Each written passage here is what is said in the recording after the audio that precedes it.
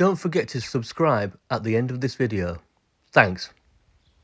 So the rain has managed to ease off, so I've got myself out after spending the afternoon watching the Euros. Felt I've vegetated this afternoon, so I've come out to explore, or at least a little wander around in my short visit to BYERS Green. So let's go and have a look.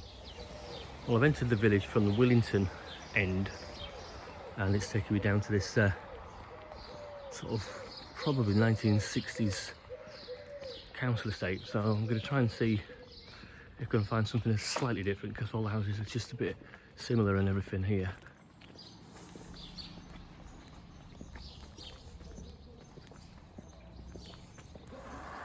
So the village was recorded in 1345, I've read, and was a farming and agricultural village. And the Millennium Methodist Church, 1885, like a village green here, whether it's purposeful or accidental. It's very quiet up here, which is nice. Walk down here to see this rather marvellous old bus. That's great, isn't it? I wonder if it goes.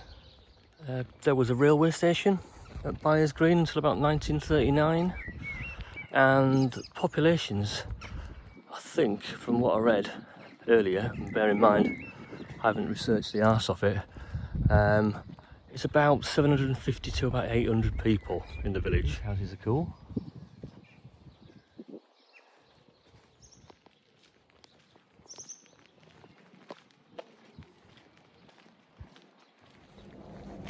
So there's a guy called Thomas Wright who was an astronomer back in the day, and apparently he's quite famous really, because he was the person who made the first accurate description of the Milky Way. Now that is a good piece of history for you. Thomas Wright's house, guest accommodation and restaurant.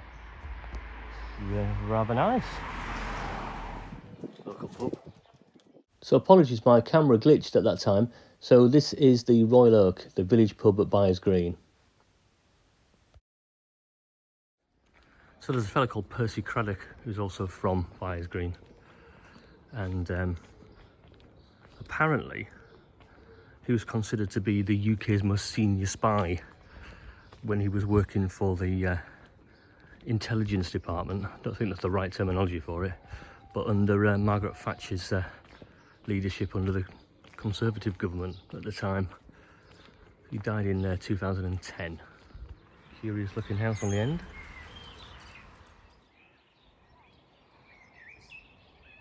So that lovely old house on the main street going through the village here is was built in 1854, it says. That is a really lovely house. And that's St. Peter's Church.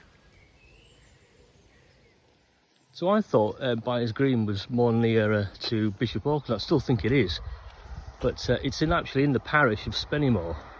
But I'm sure Spennymoor is further away, but that's your parish boundaries for you.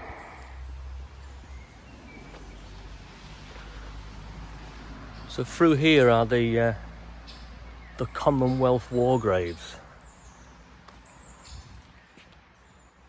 just outside of the village. Plaque about Thomas Wright that I mentioned earlier on, born in BYERS Green, of course. Astronomer, instrument maker, architect, mathematician and landscape designer. That's on the side of someone's house, that.